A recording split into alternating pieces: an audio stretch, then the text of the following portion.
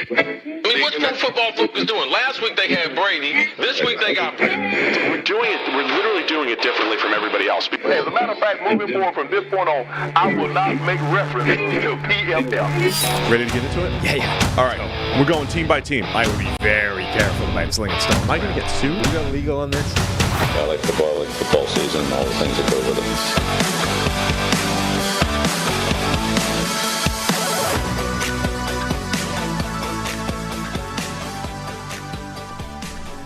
Welcome into the PFF NFL podcast. Steve Palazzolo, Sam Monson. We're live here on YouTube on a Wednesday.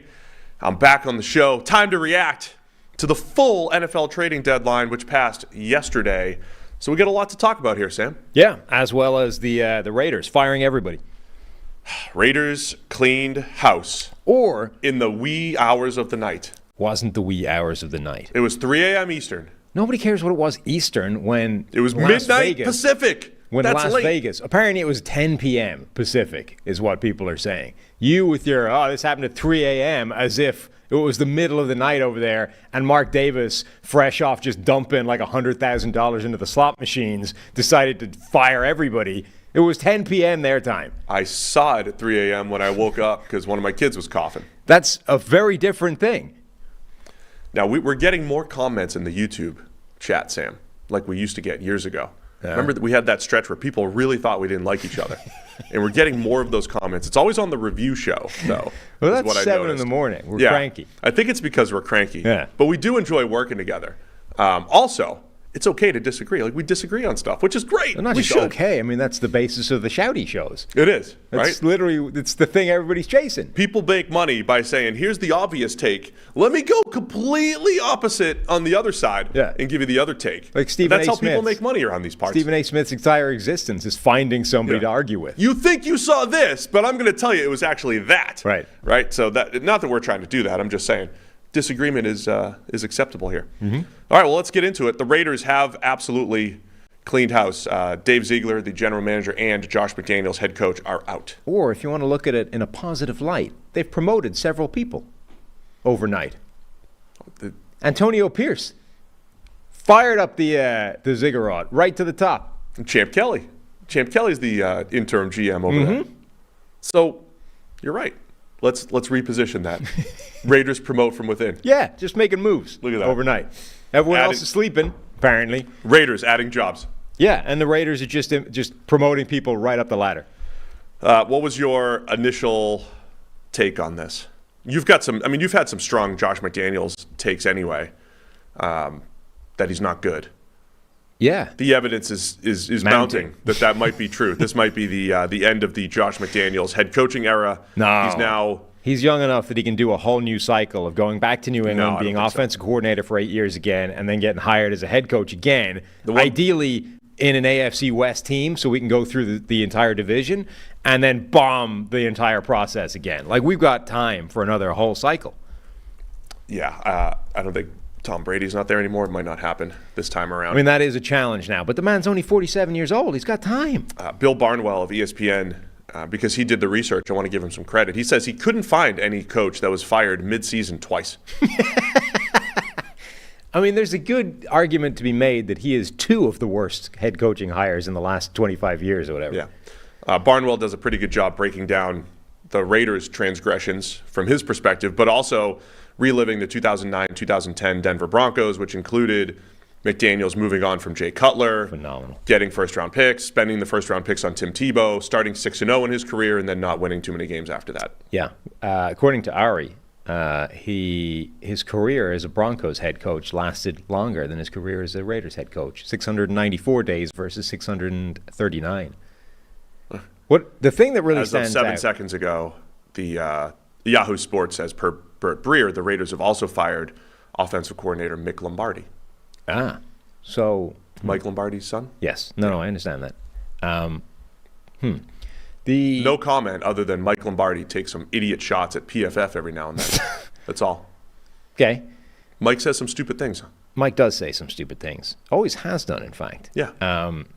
Yeah, I mean, that kind of makes sense. I was thinking about that. We have an email that we'll get to at some point talking about Josh McDaniels, Jimmy G, the Raiders, etc. And I was kind of looking through some of their tape. And I was kind of wondering, like, okay, you just fired the guy whose offense it is. Like, what are you running at the moment, right? Because you can't, I mean, are you going to start from scratch with a new offense? But the guy previous, the assistants are still there. I was confused as to what they're doing. Now they fired the assistants as well.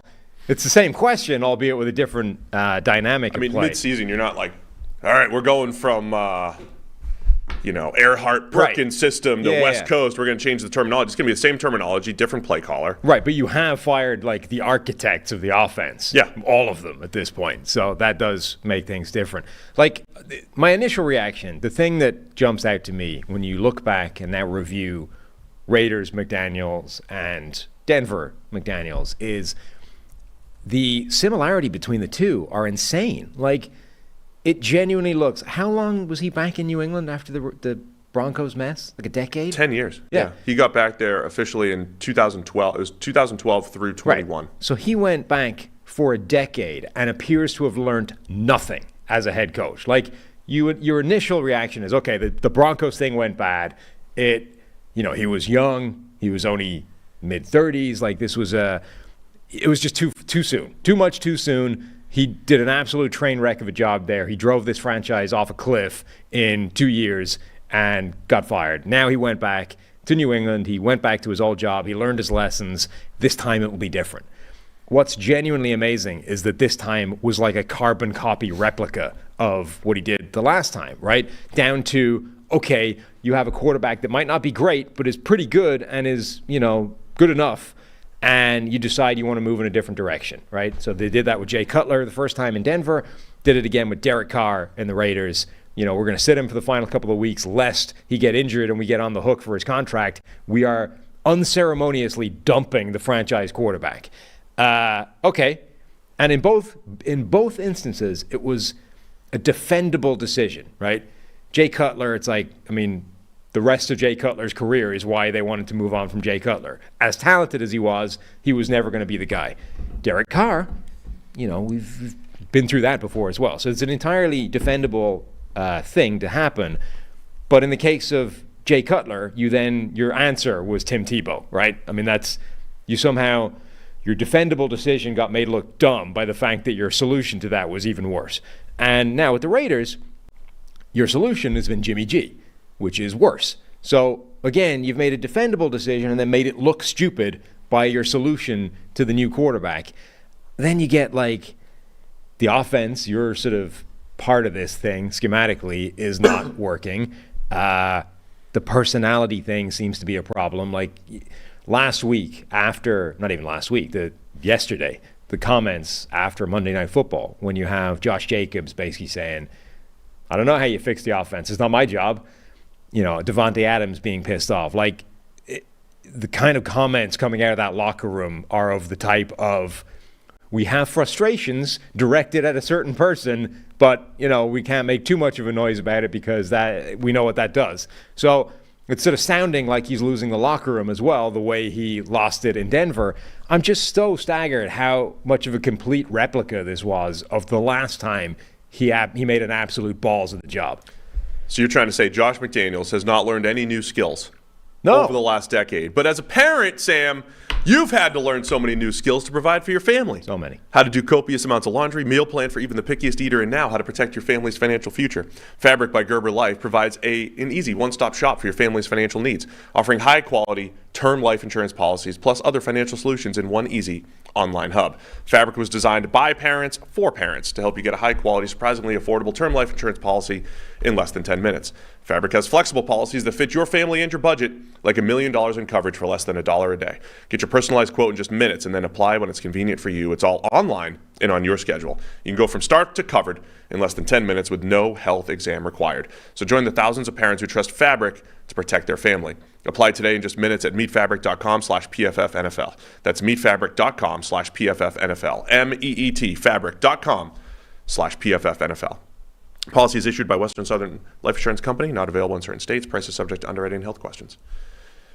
So, Darren Waller in the offseason, too, they traded him. He was upset. There's a lot of people who are clearly upset. Some of the other moves that the Raiders made, remember, like before they cut Derek Carr, or before they traded Derek Carr, or cut him. They had to cut him, right? Yeah, he was a free agent. Sorry. Yeah. They re-signed him to a big deal. Like, they gave him a ton of money. They gave Chandler Jones a ton of money. The Davante Adams move, was it the wrong one?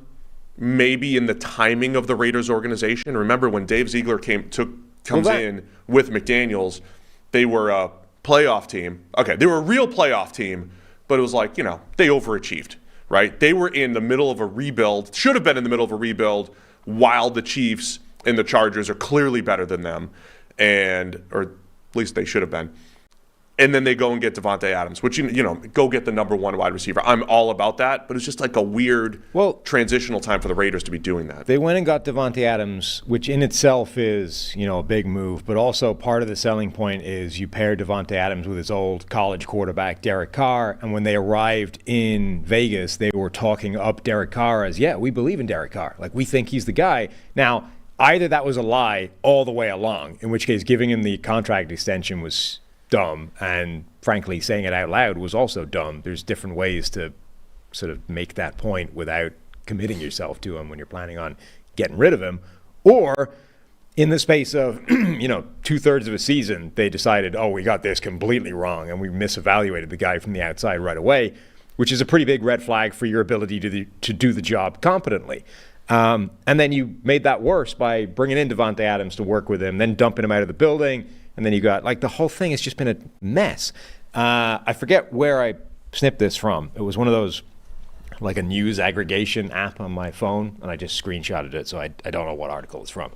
But this is a little summation of Josh McDaniels' resume as a Raiders head coach.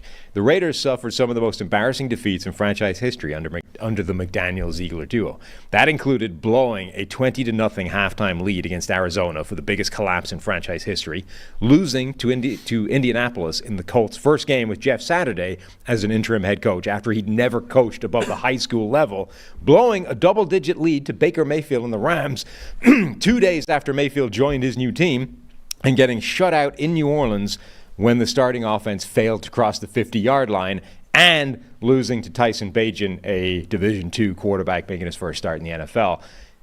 It hasn't just been losses. It's been some of the most embarrassing losses that any team has suffered in the last, X number of years in the NFL. Yeah, it's been a rough couple of years. And even then, I feel like the Raiders have kind of played a little above my expectation this year. Yeah, because they got whooped by the Bills, but they played tough in a few games. McDaniels was my front runner, my bingo card for first head coach fired. I got it, nailed it. What do you win? I don't know. Kudos. Oh, kudos. Respect from my fellow man. Kudos then, Sam. I mean, they were 3-3 a couple weeks ago. Now their wins are against the Broncos, the Packers, and the Patriots. Mm-hmm. Combined 7 wins across those 3 teams. But at the time, we didn't know what the Broncos exactly would be. We thought the Packers were a little bit better a few weeks ago. New England was beat down and pretty bad at the time when they beat them. But coming off 2 rough losses against the Bears and then the Monday night game against the Lions. Yeah, the Belichick tree continues to not look great. I mean, the most success people coming from the Belichick tree, is it Bill O'Brien? Yeah, it by is. far, right? Right. You have Eric Mangini had a little run with the Jets. Romeo Crennel had a little run, and it might be a year, 2007 with the Browns. Charlie Weiss had a year at Notre Dame. So this is the thing, right? All of these coaches that the early Belichick tree that left had one big year or so where they either made the playoffs or, Charlie Weiss made a little run with Brady Quinn as his QB. Bill O'Brien's the only one who had decent success as a head coach, but as soon as he was handed the keys to general manager, it all fell apart. Right. And then you have Matt Patricia. I mean, Flores, I guess, did okay for a while. I was going to say Flores had pretty much one good year too, where he was really his team was really bad. He started 1-7 or whatever, and then went on a run. You would look at them though, in the totality of their resumes post New England, you wouldn't call any of them a success. No, because they pretty much all got fired. Yeah, within 3 years, so except O'Brien. You've got that side of things, and then you have now the history of the people that Mark Davis has hired since being in charge of the Raiders. So Al Davis died in 2011. Since then, I believe Mark Davis has hired 7 head coaches, 2 of them interim, 8, I guess, now with Antonio Pierce stepping up to be interim. So 8 head coaches, 5 of them real and 3 of them interim guys, and then 3 general managers. Did he hire Reggie, or was Reggie already there? Anyway, 3 general managers have been there during his time. And when you look at the list of those guys, it's not good. Hugh Jackson lasted 16 games before they got rid of him. Tony Sperano was the interim guy. Then it was Dennis Allen, Jack Del Rio, John Gruden, and then blew up in scandal. Rich Bisaccia was the interim guy there. Then the Josh McDaniels thing, and now it's going to be Antonio Pierce as the interim guy. And then general manager Reggie McKenzie, the Mike Mayock experiment, and then Dave Ziegler. And what I think stands out to me the most about that list is, obviously in hindsight, it looks terrible, right?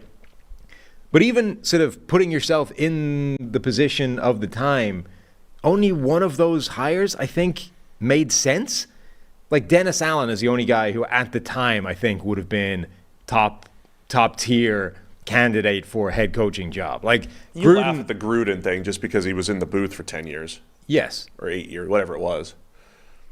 It's not crazy. The Gruden wasn't crazy. They hired Gruden out of an announcing booth after a decade on the sidelines. It gave him a 10-year, $100 million contract. Okay, yeah, the mechanics of that was definitely obviously you couldn't have anticipated the email mess and the fact that he would have to, like, the scandal, right? But it wasn't going well anyway. It's not like Gruden had sort of, justified roll back the years, and we were like, it was this. That felt like, okay, everything I've done so far has been a train wreck.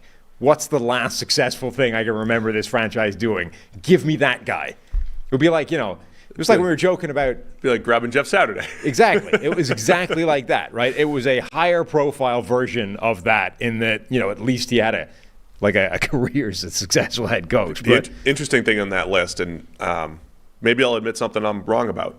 A lot of people wanted Rich Bisaccia to be the head coach because in 2021, they were 3-3, 3-4. Gruden gets fired. Bisaccia takes over. Yep. He was the special teams coach. He becomes interim head coach, and they make the playoffs, winning their last 4, including that ridiculous last week of the year game with the Chargers. And a lot of people are like, well, Rich Bisaccia, he's the guy. He turned it around. Mm-hmm. You had a similar discussion last year with the Carolina Panthers where Steve Wilkes took over. Yep. He was interim coach. I am usually the one, even in college, this happened with Ed Orgeron years ago. Like, he was a good interim coach at USC. And I'm always the one who's like, I don't care if you're a good interim coach. I don't think it matters to project what you're going to do for an entire offseason and everything. But in this case, who the Raiders chose, we'll see what happens with the Panthers. Maybe they should have gone the interim route. Give Bisaccia a chance, give Steve Wilkes a chance in Carolina. I don't really think, like, if you get the team to play well for 8, 10, 12 weeks, it means a whole lot in the grand scheme of things. At the same time, maybe it does. Well, I think because head coach is such a unique position where, how much of the job is actually, it's all the stuff Josh McDaniels is apparently horrific at, like man management, motivating your players, all this kind of stuff, right? Sure. It depends on the type of head coach you are. Obviously, if you're Kyle Shanahan, your X's and O's ability is actually a pretty important part of the job, right? It's less so if you're the sort of administrating head coach where your offensive coordinator and your defensive coordinator do the heavy lifting from a schematic point of view, and you're more of a, let's get this on the right track, let's make sure the organization is running well, let's make sure everybody's pumped and ready to go. Like, if you're going to be that style of head coach, maybe the best thing you can have on your resume is actually like the last 8 games of showing you can do that, right? Like, maybe the best piece of evidence Steve Wilkes or Rich Bisaccia could have is literally showing they can do the job with the team that you're about to give them. Like, it's not like they did it somewhere else and you're going to hire them based off that. Like, they're doing it with this group of players. With a team that was previously not good. Terrible, yeah. Right. So you've shown immediately that they can have an impact with the guys you want to turn the keys over to. Maybe that is, in fact, exactly what you want. Now, if you're planning on hiring one of those guys, like, one of the biggest questions in that interview process would presumably be, hey, who are you planning on hiring? Like, who are your coordinators, right? I think you show me you can motivate players, you can get the most out of this group, but you were, a special teams coordinator or you were whatever. Like, who are your coaches going to be? I need to know that part of it before I'm willing to make this leap. But I'm willing to entertain the idea that that's actually a pretty strong line on the resume for those guys, and maybe those guys should get more of an opportunity. Like, if Antonio Pierce comes in, rights this ship, and the Raiders look respectable and good for the rest of the year, I'd say that's actually a pretty strong case that he can run an NFL franchise. And if Antonio Pierce has enough connections that he can go, hey, I'm going to bring in these two strong coordinators, this is who we're going to go with next year, why not give him the job? Something to keep an eye on with the Raiders, but everything was bad on offense with the Raiders, and I don't think it should have been. They don't have a terrible offensive line. You have Devontae Adams, who still looks good. Is he the same guy he was 3 years ago? Maybe you could argue he's not, but right. But is that only because he doesn't have the same production? He was still really productive last year with Derek Carr. Jacoby Myers is a really good two.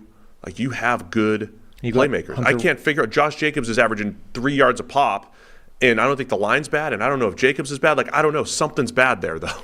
Yeah, and you've got Hunter Renfrow caught 100 passes last year, and now can't even get a target. The pieces should be there. And again, we had an email come in from Austin Putz, longtime listener to the show, regularly frequent emailer as well. Hi, Sam and Steve. I've been thinking about Jimmy Garoppolo since last night's performance. So this came in late yesterday.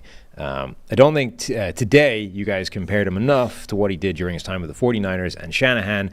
I know we all know that Shanahan is a great offense coordinator, but it hasn't specifically come up that I can recall with the 49ers that Jimmy G was at least serviceable in fantasy and as a game manager for the team and winning several playoff games. This is a good case study for how good Shanahan is and how terrible McDaniels is. One question I have is what McDaniels is doing wrong, and how is he good with Bill Belichick in New England? I don't remember the specifics from today's episode and how exactly he falls apart as a coach, aside from game managing that Sam mentioned. Thanks, Austin. So, we've done the Josh McDaniels thing a little bit, but when you started going through the tape and you're looking at what that scheme is doing, it's falling into this category of offenses that is not helping out players. There doesn't appear to be an awful lot of joined up thinking within the offense. The actual plays they're running don't seem to flow together or connect in any way, even within the individual plays. They're not necessarily scheming individuals open or opening things up for specific receivers. The first interception that Jimmy G threw was just this nothing double move against cover two. It was a bad decision, but it was also a bad play. There was nothing there. And a bunch of the plays in that Lions games, you're watching them, and you're like, this is drawing up nothing. These are not. There's no interplay with these route combinations. They're not the sort of established concepts that you're familiar with. They're just routes to nowhere. It's not. It's at the other end of the spectrum from the Mike McDaniel, Kyle Shanahan type of offense, where you can see very specifically what is happening, who they're trying to get open, how they're working it. There were a couple of plays in there where you could see that. I mean, ironically, they very well schemed Devontae Adams one-on-one, a slant route against a linebacker, I think, and then the ball gets batted down the line. It's that was an easy first down and should have been there and was there, and then guy bats it at the line. You're like, okay, that's just getting unlucky. That's bad luck. Right, yeah. But most of the plays were not of that that category. Yeah, I mean, I think you're going to, again, the Josh McDaniels history here. He took over as New England offensive coordinator in probably 2006. I think it was after Charlie Weiss left. He didn't really get the title. 2007, one of the most prolific offenses in NFL history with Brady, Moss, Welker. When McDaniels left, he goes to Denver, which you mentioned. He also went to the Rams for a couple of years. He didn't go directly back to New England. He went back to New England after that. So he didn't have offensive success in Denver or with the Rams in St. Louis. Goes back to New England, has offensive success, has Brady the entire time, has Mac Jones. He has Cam Newton in 2020 and Mac Jones in 21. And the first half of Mac Jones' career was solid. But honestly, if you look back, and then last year with the Raiders, McDaniels has a half a season of good offense in a non-Tom Brady world. That's what he has in his career. Across Denver, St. Louis Rams, New England for 2 years without Brady, and then with the Raiders. That's it. And even like last year's Raiders offense was fine. It was solid. But it definitely felt like it could have been a lot better when you have Derek Carr and you have Devontae Adams and Josh Jacobs running the way he did last year. So that's a... And when he went back to New England after the whole mess the first time, it didn't... This wasn't like New England now where it's like, God, we desperately need somebody to come in and fix the offense. It was kind of like, yeah, we can bring him in and Tom Brady's familiar with him and likes him. But there was sort of this...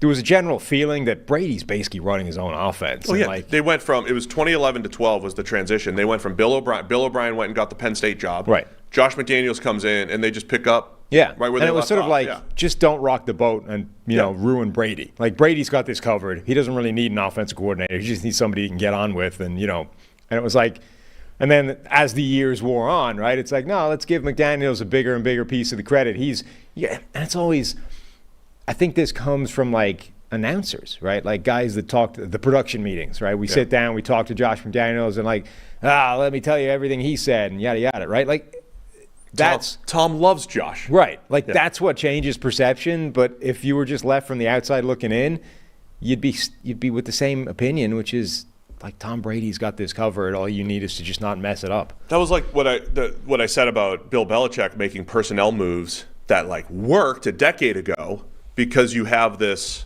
fail-safe in Brady. Yeah. You know, did McDaniels run into that too? I know offense. I'm going to do it the way we did with Tom Brady. And you know Tom Brady's great. You know Tom Brady's better than Derek Carr. You know he's better than Jimmy Garoppolo, but you don't really feel it until you're in it, right? And it's like, oh no, I have to do more work, basically. But again, it goes back to the Shanahan thing as well, and why we, you know, why downplay the using just EPA as a stat for quarterbacks or yards per attempt or passer rating, because those are so team driven. And you saw Jimmy Garoppolo with ridiculous stats with the 49ers. I also think Garoppolo, every time you watched his games, you're like, oh man, just a head scratching decision from Jimmy Garoppolo again. But then you'd go back and say, well, Kyle Shanahan, when he had Jimmy Garoppolo, always made it to the NFC Championship or beyond. And he won way more games than he did with the backups until Brock Purdy showed up. So it's like, all right, maybe Garoppolo for this offense, for Shanahan, is good. Is he leaving something on the table? Sure. But he's good. Like he did a lot of good things. But I think it elevates Shanahan again even further to see the A/B analysis of Garoppolo in San Francisco versus in Las Vegas. It definitely does. I mean, I think you see two ends of the spectrum in terms of an offense. It's elevating people, in particular its quarterbacks, and an offense that is actually harming people, including its quarterbacks. But we talked about this on the show yesterday. Like, we talk all the time about when multiple areas are grading well and the production associated with those areas is bad. That's usually the difference. I think the majority of that difference can usually be ascribed to coaching, right? The scheme. That's where you bridge that gap.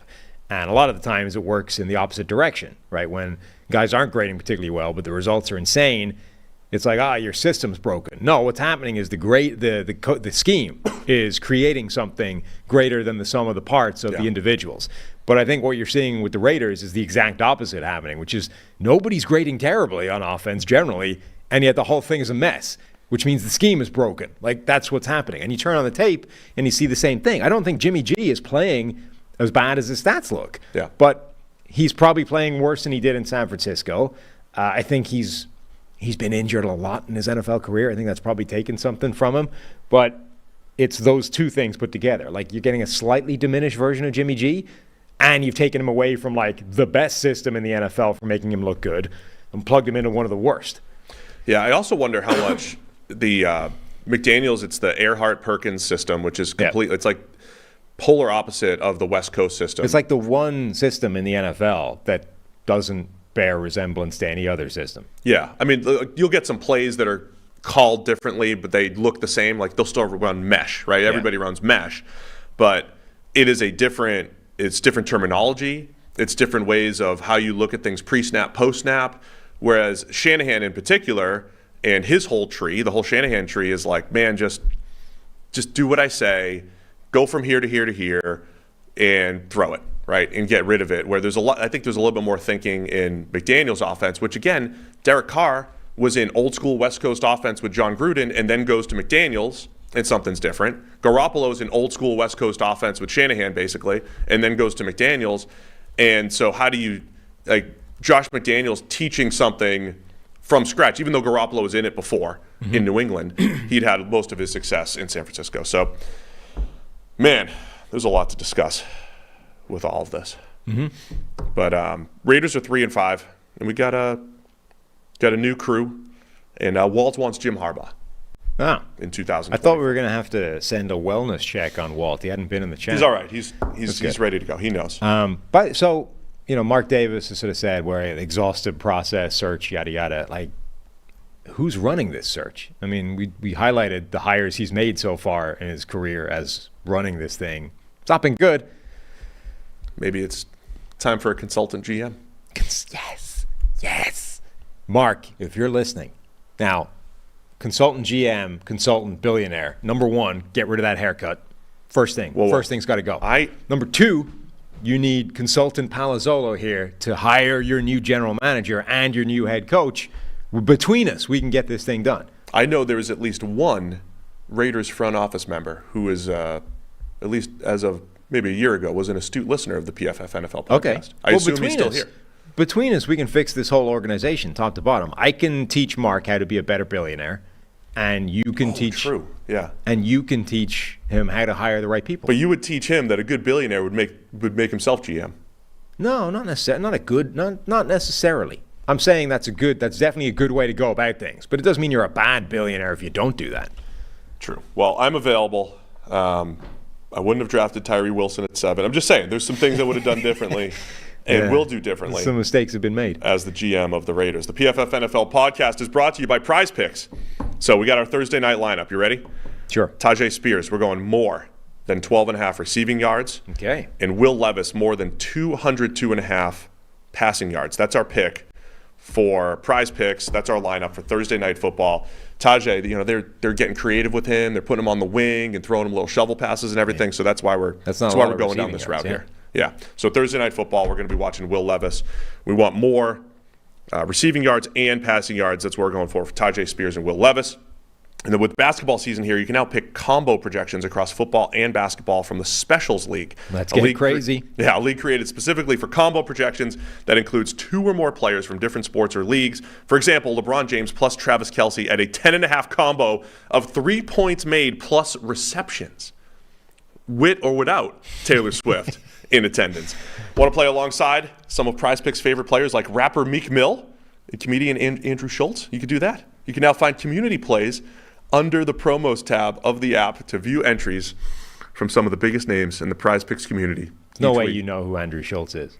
Listen, if Al on Thursday Night Football can promote 2 Chainz and call him Deuce, then I can make it through this. All right. Prize Picks even offers a reboot policy so that your entries stay in play, even if one of your players gets injured. So for football and basketball games, if you have a player who exits the game in the first half and does not return in the second, that player is rebooted. Prize Picks is the only daily fantasy sports platform with an injury insurance policy. So go to prizepicks.com/PFFNFL. Use code PFFNFL for a first deposit match up to $100. Again, it's prizepicks.com/PFFNFL. Use code PFFNFL for a first deposit match up to $100. You don't need to question me on this. Al and 2 Chainz, they're tight or whatever. They do some stuff, and he promotes them every Thursday night on Prime. You know the Thursday night game where Taylor Swift was there, and people were sort of commending Al for sticking to the football and not indulging in the whole hoopla. And somewhere there was an interview or something with Al, and he basically was like, it wasn't like a moralistic decision. He's like, I just don't really know who Taylor Swift is. I have limited information I can give when she comes on screen, so I just ignore it. You think Al's going to drop one of those jokes with like one of her song titles or something? Right, like just a constant string of puns with Taylor Swift songs. Like he was basically like, look, I don't even know who she is, so when she comes on the screen, I run out of things to say pretty quickly, so I just ignore it, keep talking about the football. All right, so that's over a half hour on the Raiders. Let's go to trade deadline yesterday. You and Brad talked Montez Sweat to the Bears yesterday? Yes. You apparently have thoughts that contradict us. So Montez Sweat, a pending free agent, trading a second-round pick for him. Yeah. I think it's better than the Chase Claypool trade last year that the Bears made. We said that. Okay. Yeah. So as a starting point, I love Montez Sweat as a player. Like, not love, I'll say. He's a very good player. Yeah. 14th most valuable edge defender since 2020 using PFF WAR. He's been durable. He's a very good run defender, solid pass rusher. My problem is a lot of the problem that other people have with this is the fact that he is a pending free agent. I don't see it as paying a second rounder for 10 games of him. I see it as paying a second rounder for the right to negotiate early with Montez Sweat. And I don't know if that's worth it. It doesn't mean, so if he hits free agency without being on the Bears theoretically have the same opportunity to sign Montez Sweat as anyone else. You could argue, hey, why would he go to the Bears? I mean, why wouldn't he? If you give him the right money, he would go. Are the Bears going to save a little bit of money by negotiating early? Maybe. They still have a ton of money to spend. And I don't know if a second-round pick in the middle of a rebuild is the right move for the right to negotiate with Montez Sweat.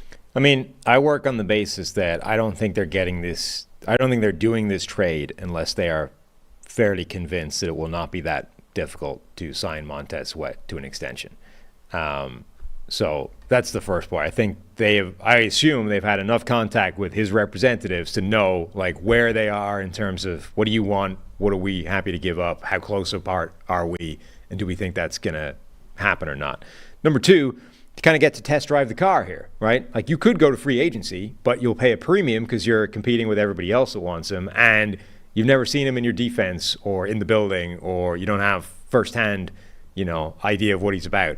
Now you get half a season of having him to avert disaster if it turns out it's a train wreck, right? That's valuable. It might not be second round valuable, but it's valuable.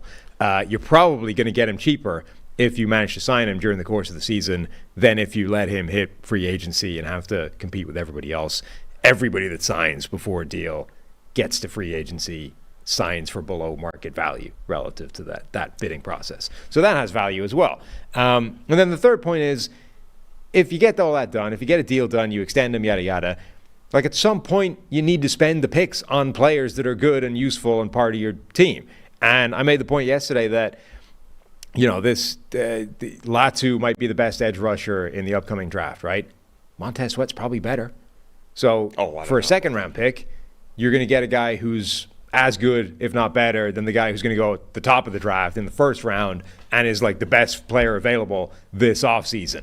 So I'm fine with it. I think it's a win for everybody.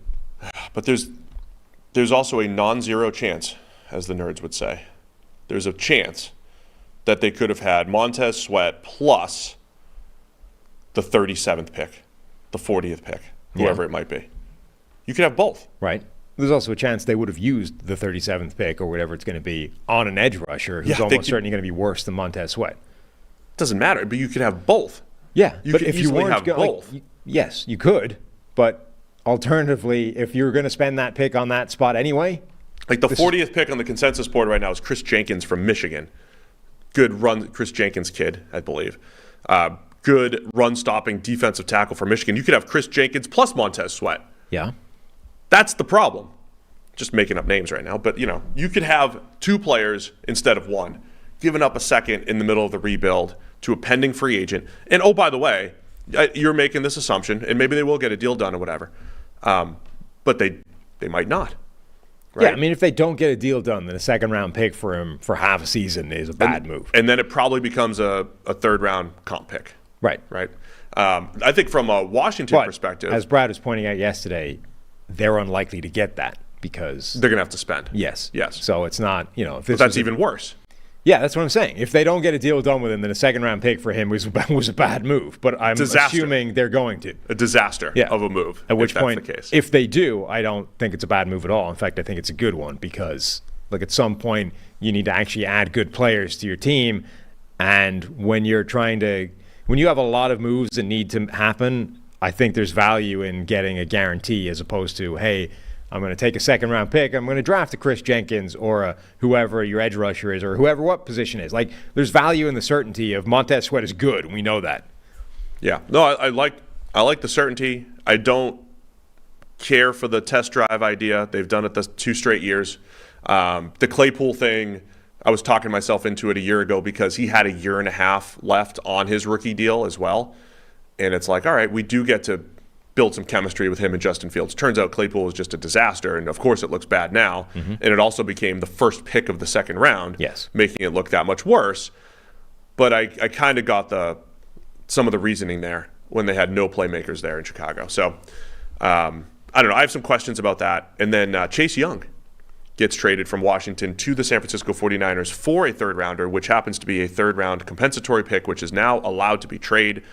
So it's a pickup in the 90s, hundreds, right? High 90s, low hundreds comp pick for Chase Young to the Niners. The Niners have already added Randy Gregory this year as well. They are assembling multiple players that seem perfectly fit for that. The kind of what I think people still call the D Ford role opposite Nick Bosa, that sort of designated speed rusher on the other side to an already ridiculous defensive line. There were multiple moves made yesterday at the trade deadline where my initial reaction was kind of like, did the other team not know that this was a deal available? Like, did Washington not know that the better edge rusher was also available for less than they paid?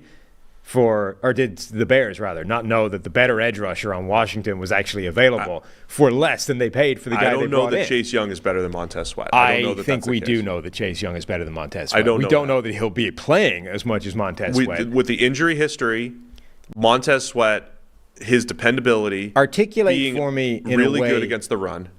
Articulate for me in a way that does not include playing time. How Montez Sweat is War better. includes playing time. I think they're comparable players. I don't think they are at all. I think they're comparable. There's no way you can make that case from their NFL careers. Like, Chase Young has been a markedly better pass rusher than Montez Sweat. Now, you can say Montez Sweat has been a better run defender, but aren't their grades similar when they've been on the field? No. Pretty sure they have. Chase Young's have been better, and they're better this year than they've ever been. And when you consider the injuries that he's been dealing with. Chase Young's never had a season grade higher than Sweat's 86 last year. Are you looking at the right guy? His rookie year was better than that. Higher than 86? 87.1, right out of the gate. Yeah, well, he wasn't hurt. Then he got hurt, right? And we had grades in the 70s, 75, 78. And then we're bouncing back this year with a career high. Pass rusher. Right, with a career high in pass rushing grade. He's still only 24, and he was this world of, we're reaching the end of it now, but given a guy's injury history, like, priors still matter. He was arguably the best pass rushing prospect we'd ever seen come into the NFL. That's still relevant when you're talking about what he can be now that he's fully healthy, going to a team that already has a stupidly good defensive line and defense overall. It is the injury concern. Correct. I mean, I would rather take a swing on Chase Young because I do think that upside is there. I get it, but I'm trying to not downplay, I think, how good I think Montez Sweat actually is. But my point being, Chase Young upside is crazy. We went into this collectively all sort of saying, Washington had put themselves in this weird spot. And there's a discussion to be had there, by the way, that they got rid of both these guys. I do want to go back and revisit that for a second. But they had put themselves in this weird spot where, because they didn't pick up Chase Young's fifth-year option and Montez Sweat's contract is expiring, now you've got two different edge rushers represented by the same person, and you were only going to be able to keep one of them because of that, right? There's no way of playing one off against the other and getting a deal done. The most you could do is one franchise tag, and one of them walks out in free agency. So it made sense for them to move one of them, and all the reports before the deadline were Montez Sweat was the guy who was fielding the calls, and he was the one that looked like he was on the way out. They end up shipping both of them out, which kind of, and because Chase Young goes for less, despite being younger, better, and playing better right now, I think, you're kind of left with the idea of, did Chicago not know that they could have had him as well? It sort of feels like buyer's remorse almost. Hey, we got a deal done. We got our guy. And then an hour later, Chase Young goes for a lower pick, a significantly lower pick. The injury question marks they're not just I admit I brush past the injury concerns a lot when we do our analysis. Because first off, I don't have official medicals. I'm not a doctor. But secondly, even if you did have official medicals, they would be meaningless. They'd be meaningless. Yeah. But secondly, because I like shiny things and names. And so Chase Young, the name, of course, is more attractive than Montez Sweat. But if you're the Bears and you're sitting there in the building and you're like, I can have Montez Sweat, durable, know what I'm going to get, consistency. Chase Young, the injury, is he the same as he was a couple years ago? Is the upside still really there? Like that is a debate that is not just well, Chase Young definitely is better and younger. Let's grab him, right? So those are real debates in discussions within the building. They are, but I think those only get you as far as saying Montez Sweat is about as good as Chase Young because he's a worse player, but he's more durable and hasn't been injured, and he's probably going to play more. I don't think that gets you as far as saying he's worth not just a whole round more in draft pick, but they're the opposite extremes of the round, right? So it's basically 2 rounds difference is what they're paying 60. It's about 60 picks of difference. Yeah, which is about 2 rounds worth, right? So I don't see how you can get there, even factoring in the fact that Chase Young has been injured, which, by the way, might not be a thing going forward. It's just, yes, he has missed a lot of time, but we don't know if that's going to be a factor going forward.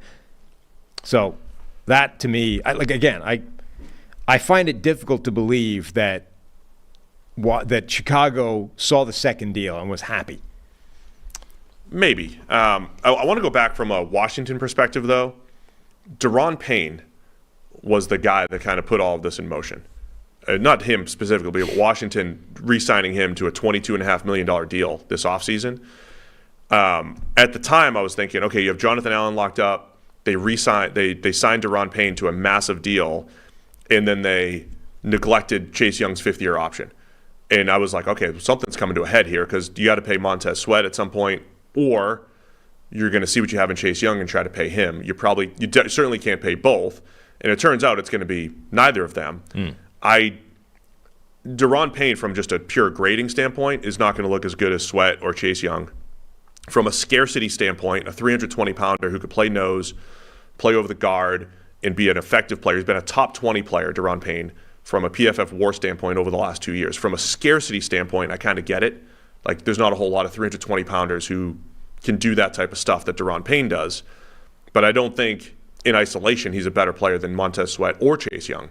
So I really thought that the Commanders paid the 4th best defensive lineman on their team $22 million plus per year at a 4-year contract. I'm not saying it was completely wrong because it's a different role, but that made me think, man, I'd still rather have Chase Young and Montez Sweat, I think, going forward if I can. And so now we're at a point where Washington has no edge defenders, and they've got, this rebuild on their hands. But I think they're debating, hey, we could pay Deron Payne, and then what can we get for those 2 other guys? So I always use the balance sheet example. In Washington's balance sheet, I can have Deron Payne plus what I can get from Chase Young and Montez Sweat, which turned out to be a 2nd and a 3rd, right? That's what I'm getting versus letting Deron Payne walk, getting a similar comp pick probably, but also keeping one of those edge defenders. So that's what they're weighing there, I guess. I don't think it's terrible, but I don't know if that's the route I would have gone. Yeah, it's just a notable departure from the previous MO from that franchise, which tended to be not getting anything for players, right? Like the Kirk Cousins thing, right? We'll dither and we'll franchise and then we'll let him walk and we'll get nothing for it. That was their sort of strategy. Not even strategy, like they were getting pilloried for it, but that was what tended to happen is players would leave Washington and they would get nothing out of it. Here, they've gone the exact opposite direction and said, okay, we put ourselves in this ugly back against the wall scenario. Then rather than damage limitation, let's get rid of one and try and re-sign the other. They've just gone to hell with it. Let's cash in now, get what we can for both of them. Even though, they're reasonably competitive this year. They could be a playoff team. I mean, they could shoot for that wild card spot in the NFC. And they've gone, nope, we're cashing in now. We're getting what we can. Just a complete about-face in terms of how they usually operate with a new owner. I think it's smart. I mean, we've talked about the 7 seed in the NFC is so wide open. Literally any team, like the Panthers, are still in the mix for the 7 seed in the NFC. But Washington knows as a franchise they need to try to leapfrog the Cowboys and the Eagles, who are way ahead of them. So it is the right move there. From a 49ers perspective, we now look at a defensive line, as I tweeted yesterday. Could you imagine telling 2019 self, in 4 years, Nick Bosa and Chase Young are going to be reunited in the NFL on the same defensive line? It seems crazy. Right? Yeah. But Nick Bosa and Chase Young to go with Randy Gregory and Cleveland Farrell and Drake Jackson on the edge. And at defensive tackle, you have Javon Hargrave and Eric Armstead. You also have Javon Kinlaw, Kevin Givens, I mean, they are literally 9 deep in legitimate NFL players and 5 or 6 deep in above average NFL starters. 5 or 6 deep on that defensive line. So loading up in San Francisco. Yeah, I mean, I think that Chase Young, given the way he's playing now and given that he's been healthy this year, and by the way, not just healthy, but he's been playing most of the snaps. Like, they're not keeping him, on a pitch count. They're not limiting his workload. He's playing the whole time. He is back. If that continues this season, even though Washington has a good defensive line, like, it's not like he's gone from the Myles Garrett situation from a year ago when it was him and nobody else. He's had good help around him. I think that 49ers defense is a better situation for him to excel than it was in Washington. Chase Young, as of this year, you're right. Chase Young is playing better than Montez Sweat this year. I'm not arguing that point, but Chase Young, number 13 most valuable edge so far this year. And despite what some may say about Nick Bosa, he's up at number 2 most valuable. Still winning, still defeating blocks. I know the Niners defenses look trash the last couple weeks, but Nick Bosa is still doing his job. He doesn't have any sacks, though. How can he be playing well? What does he have for sacks? Like 3. How could he be playing well? That's what I'm saying. So, yeah, love that move for the Niners and for Washington, really. Maybe they could have gotten more for him, for Chase Young. I don't know if maybe. The disparity between the two is the surprising thing to me. It's not necessarily that Sweat's deal was too high or that Young's is too low. They shouldn't be 2 rounds apart, given the players they are. Also, from a Washington perspective, would they have gotten the same comp pick, or are they going to go out and pay people in free agency and they're just locking in? Right. Let's get this top 100 pick locked in here He's right now. He's got 4 sacks now after the weekend. Oh, good for him. All right, so a couple other deals. We have Rasul Douglas going from the Packers to the Bills. Like that move. Yeah. Bills like to play zone. Mm-hmm. They will play press man to mix it up, game plan specific, and because Kyrie Elam has to go on the field. Yeah, and when we have Kyrie Elam out there. But Douglas he's a ball hawk, man. Now, so yeah, Douglas has been playing very well actually since he got to Green Bay, pretty much. He'd had some time in Philadelphia where he played well as well. Now, what he does, you're right, he's a ball hawk, and in the classic design of those ball hawks that are ball hawks because they gamble, right? And he will jump routes. The Lions Thursday Night Football play. Yeah, and when he jumps routes, he will be susceptible to double moves. And there are double moves in his tape where he jumped the route and that wasn't the route. The key is to say, hey, safety, I'm jumping at this. I'm jumping. You got to know when you got help. Right. Yeah. Yeah. I mean, I've played on some defenses where there has been communication that, hey, just a heads up, I'm not going to be here for this play. You might need to think about it. That's what you need to bear in mind with Rasul Douglas is, look, he's going to challenge the receiver on the first route. Well, the second one, he might not be there. So for a defense like Buffalo, that's probably not a bad thing, to be honest. Like, they're pretty good at keeping those safeties, in the right kind of place. They're pretty good at challenging those plays. I'm kind of okay with adding a guy that's like that, that's going to make life difficult on the first look, but the second look might be a problem. It's also a much better fit. Like, if this is a whole design to just keep Kyrie Elam off the field, it's a better fit. No, it's good. It's good depth addition for the Bills here. Douglas is his highest grade. 3 of his 4 highest graded seasons were the last 3 years. The Rasul Douglas story I always remember was I was on when were you there? You never came to the Senior Bowl, I don't think. But Nope. I was on the sideline at the Senior Bowl in 2017 when he was there. He was coming out of West Virginia where he played off coverage all the time, and same thing, right? Yeah. Same skill set that he has now is what he had then. Off coverage, ball hawk, going to make a ton of plays, but he's 6'2" and long. Mm-hmm. So at the Senior Bowl, it's like, all right, this guy's got press man length and everything. Like, he's got to work on it though. He must have had 7 straight holding penalties at some point. I mean, because you have the refs there. They have actual refs, and it felt like he's either working on stuff or he's just not going to get it.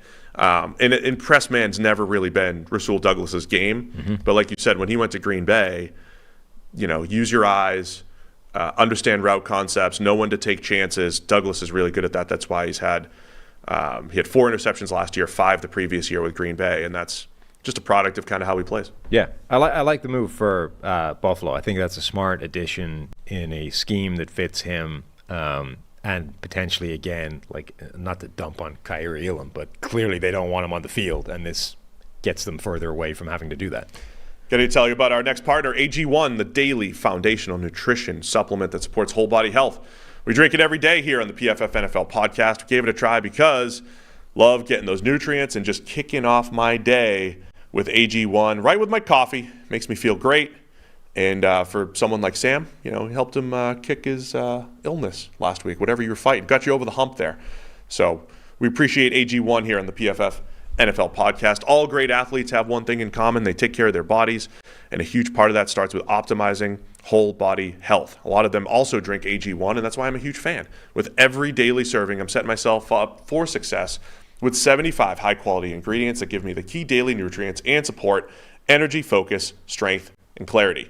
It's that micro habit that delivers macro benefits and helps just about everybody take care of their health every single day. So I just mix a small scoop with water, drink it first thing every morning, and then you're done. Also love that it costs less than $3 a day.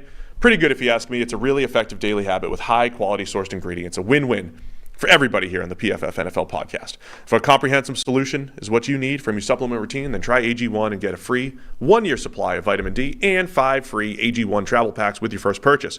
So go to drinkag1.com/PFF. That's drinkag1.com/PFF. Go check it out right now.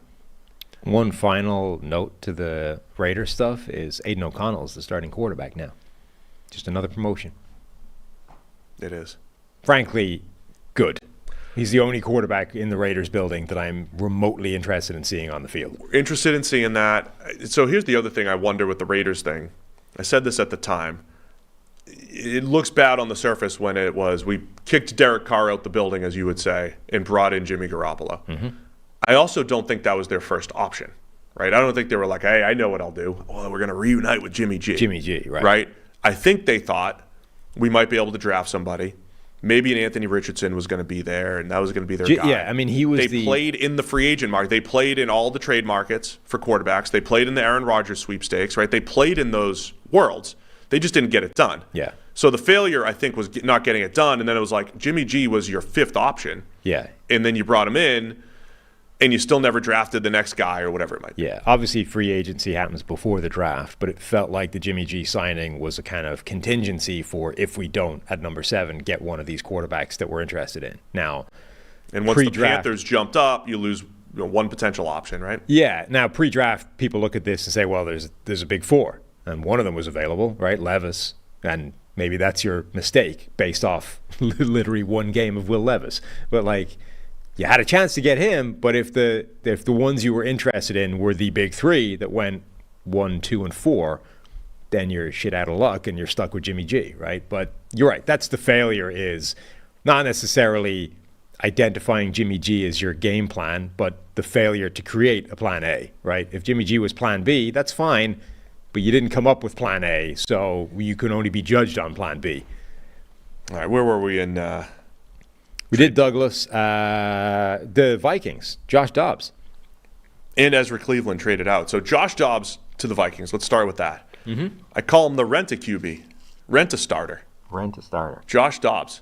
How about the Arizona Cardinals traded for Dobbs before the season and then flipped him again mid-season? That's why he got, quote-unquote, benched, right? There was an announcement a couple days ago that he wasn't going to start. Sorry. It was either going to be Clayton Tune or Kyler Murray. And it's because, well, they figured, well, Josh Dobbs has some value. Yeah. To other teams. I guess. It's kind of interesting. Like, from a Vikings perspective, I think Dobbs is probably about as good as they could have done. Like, it's not easy to replace a starting quarterback midway through the season. Dobbs, it's not like he's been good, but he hasn't been terrible. And he brings a legitimate, like, dual threat, an athletic threat, a scrambling threat that Cousins doesn't, right, obviously. So clearly he's a step down from Cousins as a passer, as a quarterback, but he does at least bring an element that Cousins didn't bring, which I guess enables you to do some things schematically that you couldn't with Cousins, and maybe try and bridge the gap between the two on the coaching side of things rather than expecting Josh Dobbs to be as good as Kirk Cousins. So, when you consider their alternative options, and I know they said that Jaron Hall is going to start this week. Number one, wouldn't be 100% guaranteed on that. Number two, even if he does, I wouldn't expect it to last longer than a week, to be honest. But anyway, their options were Jaron Hall, the 5th-round rookie from BYU. Nick Mullins is on IR. He's going to come back, I think, week 10, so muddle through a couple of weeks, and then Nick Mullins gets the gig. And then Sean Mannion, the perennial, like, Vikings have him stuffed on the roster or practice squad somewhere, always, just in case of emergency. In case of emergency, break casket, throw in Sean Mannion. So when you consider those are their options on the roster, or at least available to them, Dobbs should be better than all of those guys. And then you look at and say, there was a report that I think was debunked, but was at least out there, that the Vikings took a run at Jameis Winston, and the Saints said no. Whatever that report was came from a questionable account, I believe. Then there's Jacoby Brissett, was apparently being talked about. I mean, these are your alternative options if you're the Vikings. And number one, maybe they couldn't get any of those done. Number two, the price for them probably was going to be more than what they paid for Dobbs, which effectively is going down from the 6th round to the 7th round. Like, when that is your compensation for draft picks, it's as good as you could do. Yeah. It's fascinating to me that Josh Dobbs has become this guy, right? Last year during the season, Tennessee Titans bring him in when Ryan Tannehill's hurt, and they brought him in to start not just over Malik Willis pretty much in a week, but over Malik Willis with the division on the line. Yeah. Right? Josh Dobbs gets thrown out there in a game where if they beat the Jacksonville Jaguars, they're going to be, I think, win the division or at least have it in hand. That's how important that game was, and the Titans went to Josh Dobbs. Arizona wasn't like there was like, hey, we got to make a playoff run, we need Josh Dobbs. But before the season, clearly they didn't think that Clayton Tune, 5th rounder, was ready to start, and they said, we need a starter. So they called the Cleveland Browns and get Josh Dobbs. And now the Cardinals are, Kyler Murray's back, and maybe they feel more comfortable with Tune out there for at least a game or two, and they're willing to trade Dobbs to a team like the Vikings who are in the playoff mix and need an immediate starter. Aerospace engineer, whatever he was at Tennessee, super smart. He's going to pick up the playbook and go. It's just interesting to me that Dobbs has become essentially like QB 32 around the NFL, the guy that you just pick up and gets thrown around when teams need starters. Yeah, absolutely. The top guy in the backup QB house. Did we ever bring that to the show? I think so, yeah. The discussion of the backup QB house? Yeah, absolutely. They should all live at the house, like the Heisman house, and just, when teams need somebody, they call them up. Well, Dobbs seems to be the one answering the phone every single time. Mm-hmm. No, I think the interesting thing for Minnesota is we were talking about what a cakewalk their schedule is for a while. Like, Dobbs could keep them in this. It's not, he's not good. He's as good as they could have done, and he had Arizona in every single game. Now, okay, they lost all of them except one, but he at least was keeping it close, and the Vikings have a better team and a worse schedule. So it isn't inconceivable that Josh Dobbs could actually do this and keep the Vikings alive for a while. And I think that aerospace engineer thing, like literal rocket scientist, that's going to get brought up a lot. I mean, he's already shown the ability to learn a playbook in a week. Again, I wouldn't rule out the idea that he starts this week, even if Kevin O'Connell has said it's going to be Jaron Hall. And even if it is Hall, I wouldn't expect that to last longer than a week unless Hall goes out there and absolutely balls out, in which case, because the alternative is Josh Dobbs, what the hell, you might as well give him the next game. I mean, if he balls out, for sure. Right. Yeah, we'll see what happens with that, though. So interesting move by the Vikings saying, hey, we're going to stay afloat here. And then Ezra Cleveland traded to the Jacksonville Jaguars from the Vikings. For a 6th rounder, right? Yeah, that feels light for Cleveland. He's a solid player. Well, so again, in this world of did other teams not know? The Jets had come out. I think Joe Douglas had said, or was it Saleh? One of the two had said nobody's trading offensive linemen.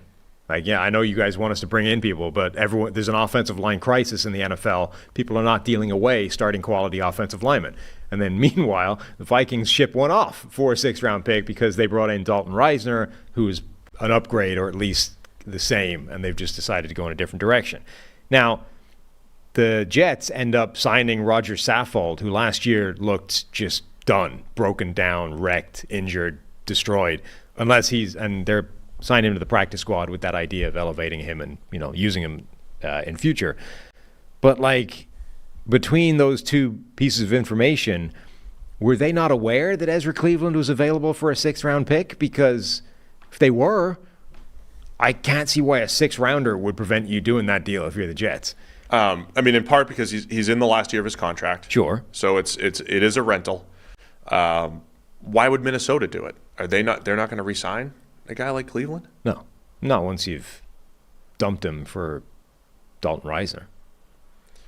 I don't know, man. Are we overrating Ezra Cleveland? We have him as the 12th, 16th, 32nd, top 15 to 30 guard. I think he's in the NFL from a grading and value standpoint. He's a solid, he's a capable starting caliber guard, right? Which you just said is difficult to find. Yeah, in the NFL. That's the thing. So those types of guys, like guys that we have in a similar level of production, who have gotten paid in free agency, guys like Laken Tomlinson, Alex Kappa, James Daniels, Austin Corbett, those guys have all made between $8 and $13 million a year. I'm assuming Cleveland's going to make similar at the end of the season. Sure. But the Jets are in this weird position where they're trying to stay alive this season with this hope that Rodgers is going to come back. Like, they openly stated yesterday that they expect Rodgers back.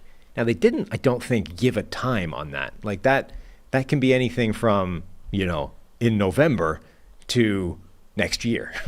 Those are very different things. But it seems to be that they are actually trying to keep this thing going with the idea that Rodgers could return this year. Either scenario there, or sort of both those scenarios put together, require your offensive line to be better. Ezra Cleveland did not play in 4 games, Walt. He played in 6, right up until the 49ers game. Stop talking with Walt in the chat. I glanced at the chat, and that dude's in there in all caps, so I could see it. Yes. He's yelling at us. Yeah. But he's wrong.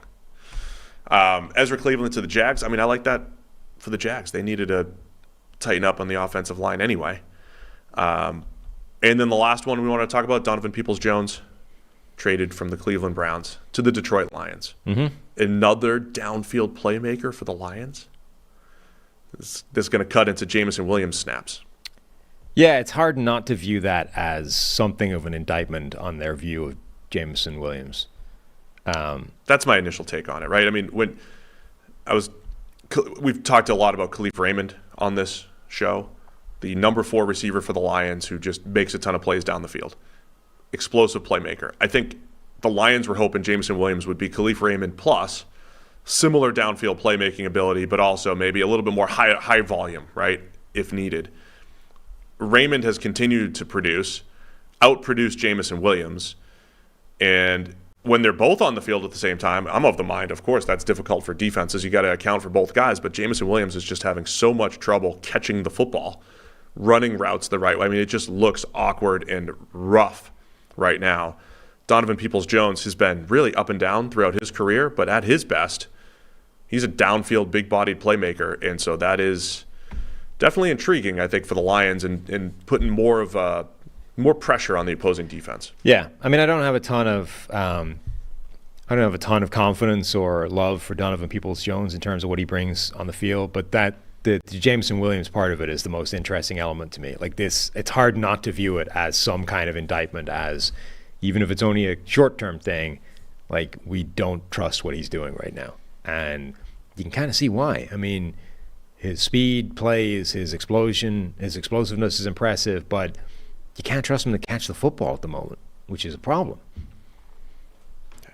I'm going to answer Walt one more time. Oh, God. What? One more time. Don't laugh back there.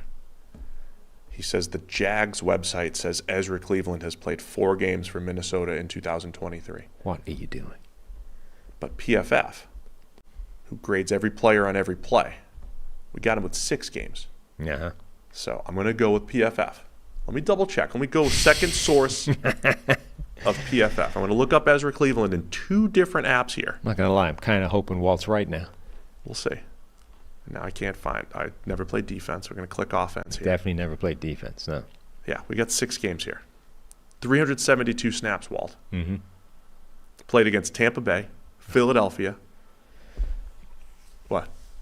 Chargers, Panthers, Chiefs, and Bears.